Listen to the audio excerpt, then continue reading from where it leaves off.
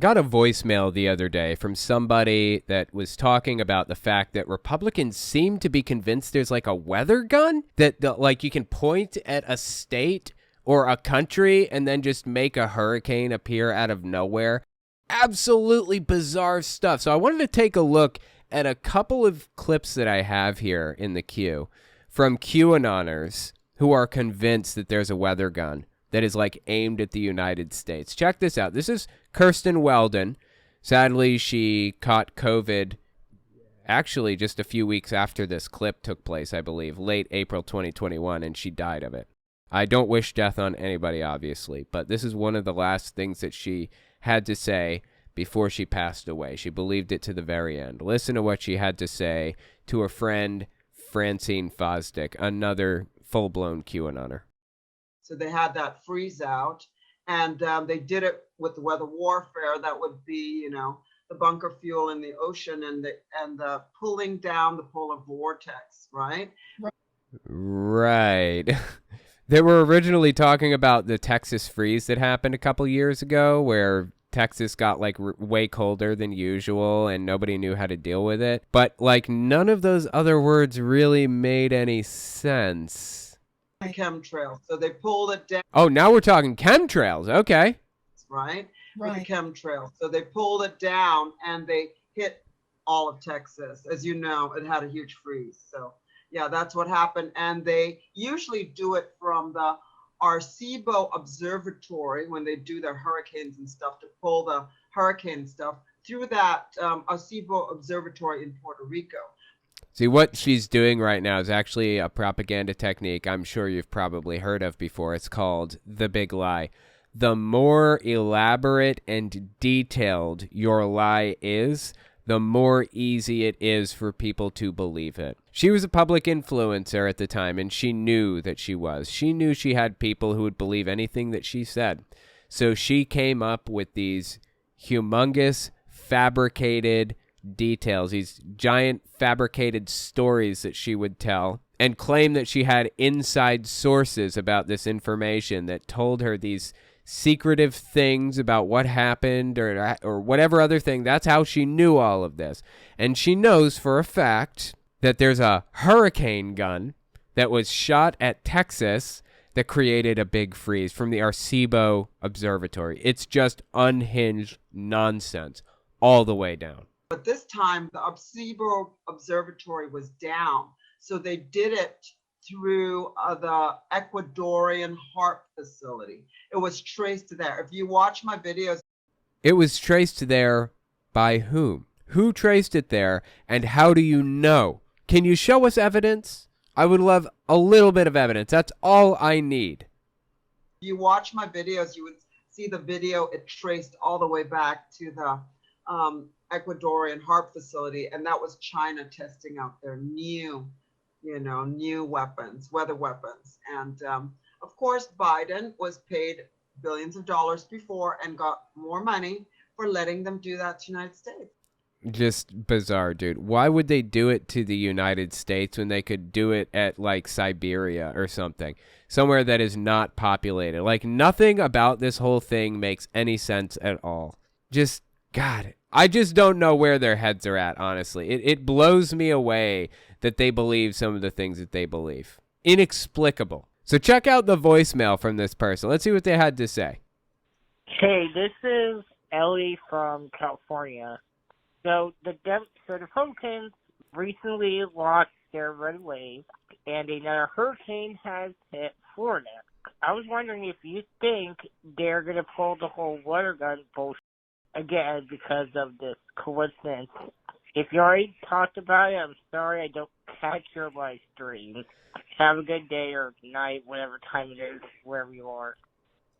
Oh, absolutely. No, I haven't covered that, but yes, they most definitely will claim that there were weather guns. When I say they, I'm talking people specifically like QAnoners. Francine Fosdick, Kirsten Weldon is gone, of course. Again, I don't wish death on anybody, but if she were around, she would absolutely be doing it too. Deanna Lorraine, ex-candidate for Congress, and her friend Lauren Witzke, also another ex-candidate for Congress. They both ran for the U.S. House of Representatives in 2020 and I think 2018. I don't remember exactly. But yeah, lots of really famous QAnoners are deeply invested in this weather gun thing. And I just don't get, like, where their heads are at with all of this. I don't get how they came to these bizarre conclusions. But here we are. The more detailed you make a lie, the more likely people are to believe it. I mean, listen to Lauren Witzke describe Hurricane Ian in Florida. That was the last hurricane that hit, like, not too long ago. Yeah, well, we know the technology does exist. And I mean, weather gun technology. No, weather gun technology does not exist. They're literally trying to change people's DNA through vaccination. Of course. No, they're not. Again, this is all nonsensical propaganda from beginning to end. But their gullible sucker of an audience believes it every single time. Of course, they would be willing to do something like this to target red states. I have no doubt. I mean, the technology exists to manipulate weather. And okay, technology existing to manipulate weather is very different from a weather gun capable of producing a hurricane. So back in the 1970s, during the Vietnam War, we were seeding rain clouds with airplanes, basically going through and seeding the rain clouds to extend the monsoon season. So to some extent, we can kind of a little bit extend a monsoon season, but that's actually illegal anyways under the Geneva Conventions. Nobody does it. We don't tamper with that or whatever else. So I guess you could say weather modification kind of exists, but creating a tornado, creating a hurricane out of nothing with like a gun-like structure, it's just nonsense all the way down. It's taking a grain of truth and stretching it into an absurdity. That's what they do. That's what they have always done. I mean, Lauren Witzke, Deanna Lorraine, Francine Fosdick, that's what they've always done. You know, this whole storm coming, I mean, I know that Florida is prone to hurricanes. However, this developed into a Cat 4 or Cat 5 overnight. Right. And it does seem to be hitting the conservative areas of the state. It hit the entire state. What are you talking about? The conservative areas. How does a hurricane hit only conservative areas of a state? What do you...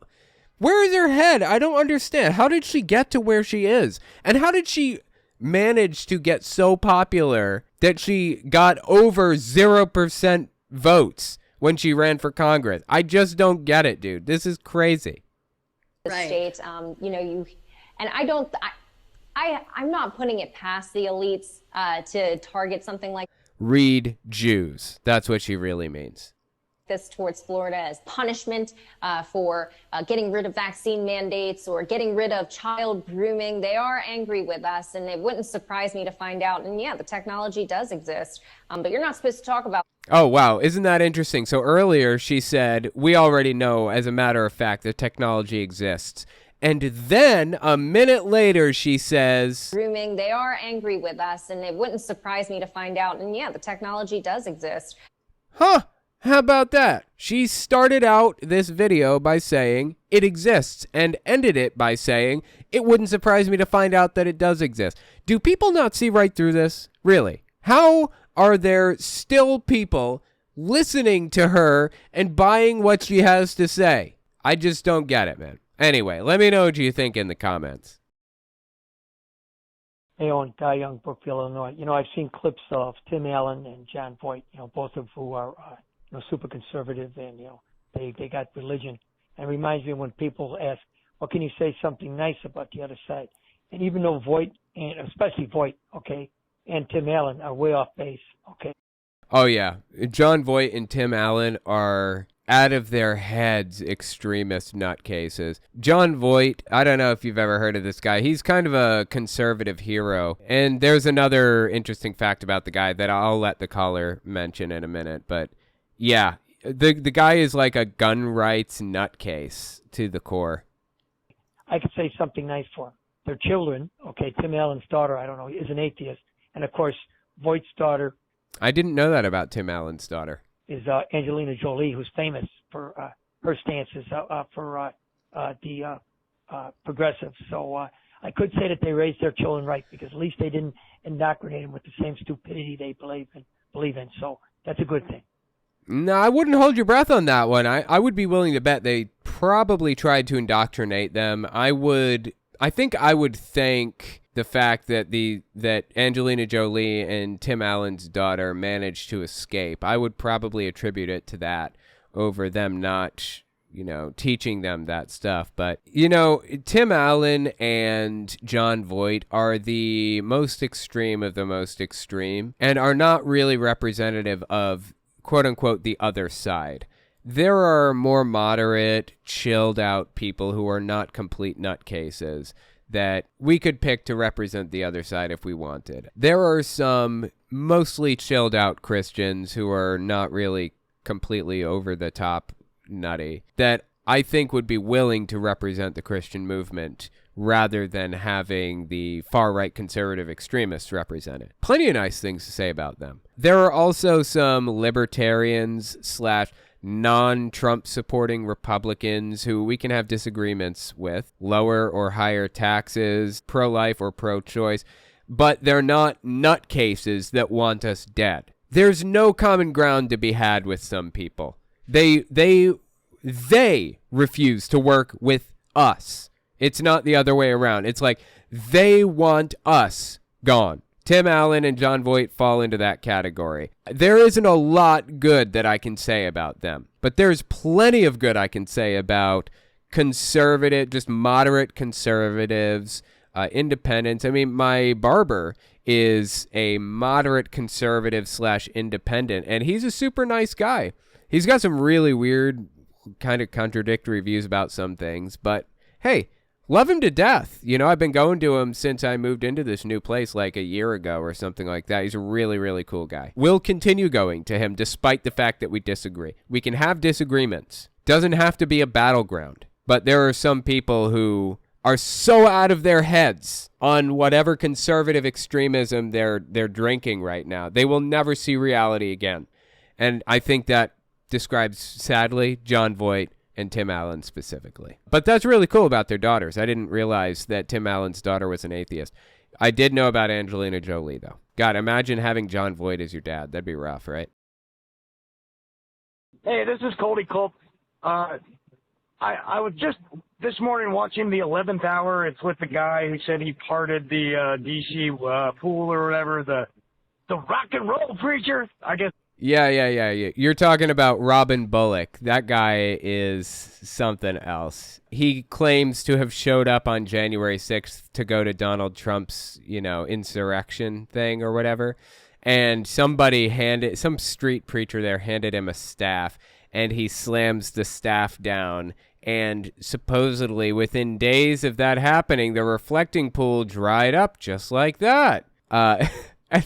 Like, don't they drain the reflecting pool every now and then anyways? Yeah, that's what he claimed. He claims to have parted the reflecting pool. That's what he said. Just like Moses, he parted it. It took a couple days, but it happened eventually.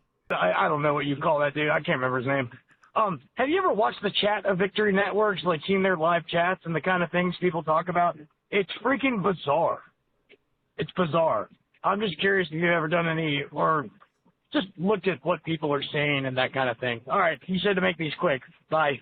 Oh, absolutely. Yeah, I have looked in their chats, and it gets really, really weird.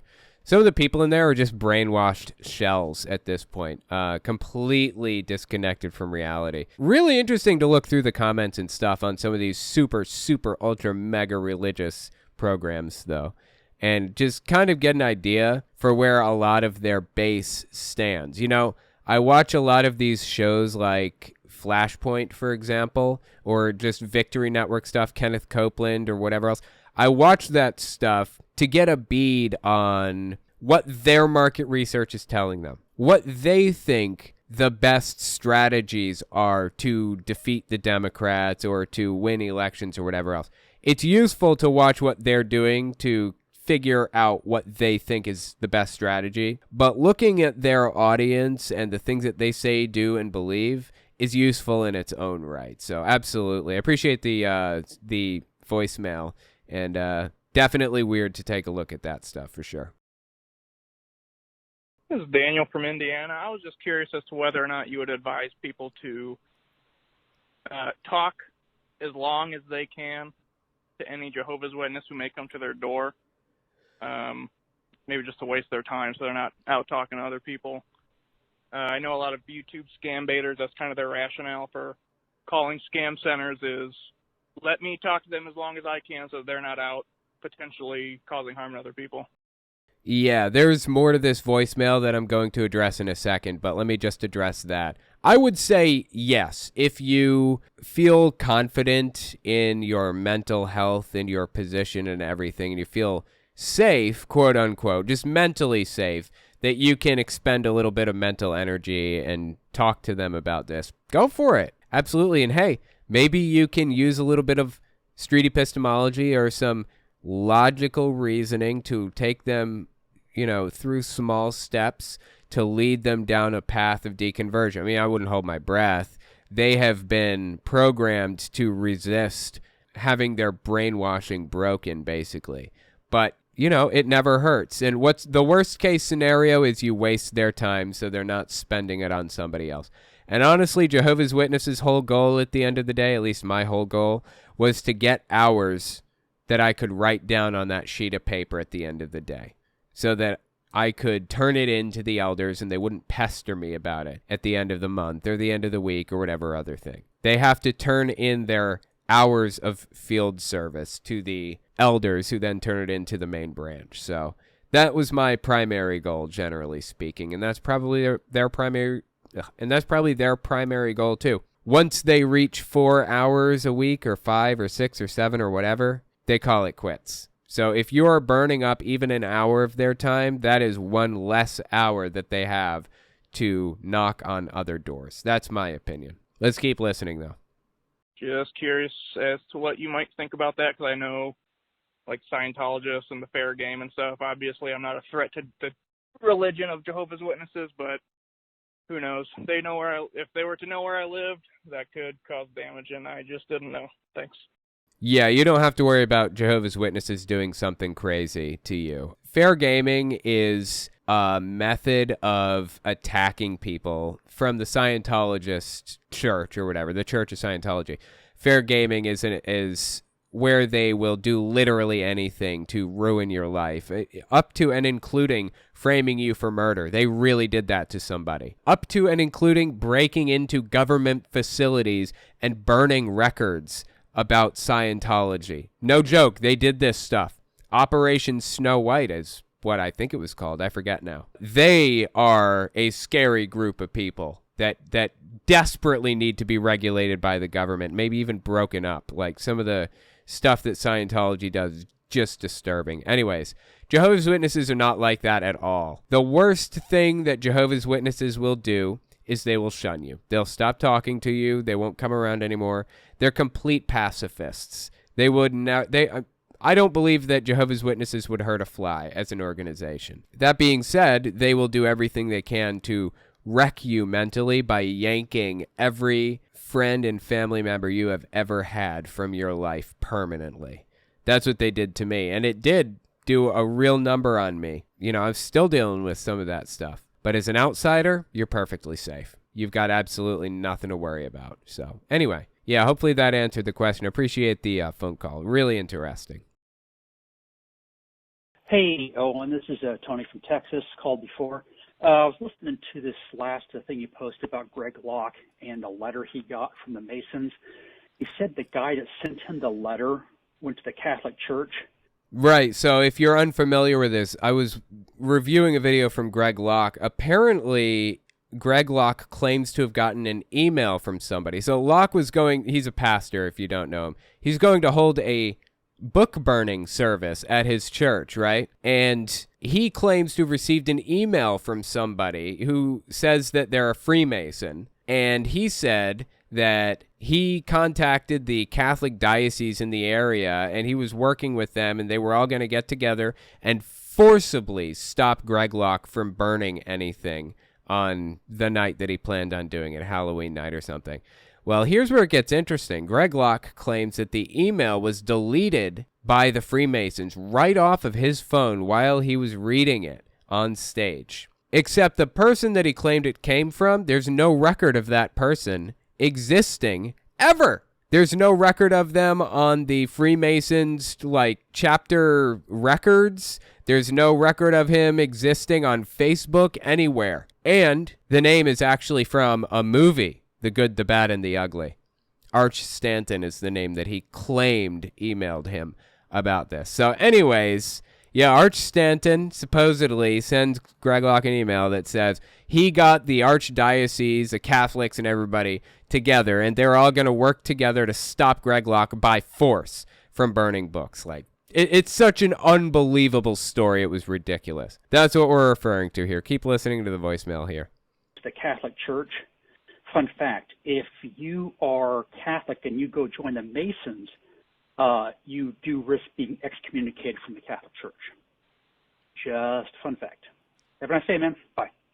That's really funny because Greg Locke made it out as though they were, like, working together. Like, the leadership within Catholicism and the leadership in the Freemasons were working together to, like, get one over on Greg Locke and force him to stop doing blah, blah, blah, on his own property. It was just so ridiculous. Like, how does anybody believe this? I wondered if Greg Locke was a true believer in his heart and just believed that he was really persecuted, or if he was just making this up completely. And now I know. He's just making it up completely. There is nothing real about what he says. It's all made up. Check out this next voicemail. Hey, Owen, this is Tracy. I'm an atheist in Atlanta, Georgia. Love your show. I was just watching the thing on Greg Locke talking about the Masons, and he keeps talking about how he's going to tell the Catholic Church. I grew up Catholic, and I have family members who were part of the Knights of Columbus. Catholics can't be Masons. Catholics are not to be Masons. That's why they had the Knights of Columbus. Look it up. So him calling the Catholic Church wouldn't care because they don't like the Masons anyway. You cannot be Catholic and be a Freemason. That's super interesting. I had no idea. Thank you guys so much for the information on this. God, Greg Locke is so full of it, isn't he? Like, everything the guy says is complete nonsense. And I am honestly convinced at this point that he knows that he's full of it and he's set out to deceive people. I'm not convinced of that with everybody. Kent Hovind, I think he sets out to deceive. Greg Locke, I now believe that he sets out to deceive. That was an unintentional rhyme, but I stand by it. Just blows me away, man. Let me know what you think about all that in the comments or on Twitter at Telltale Atheist.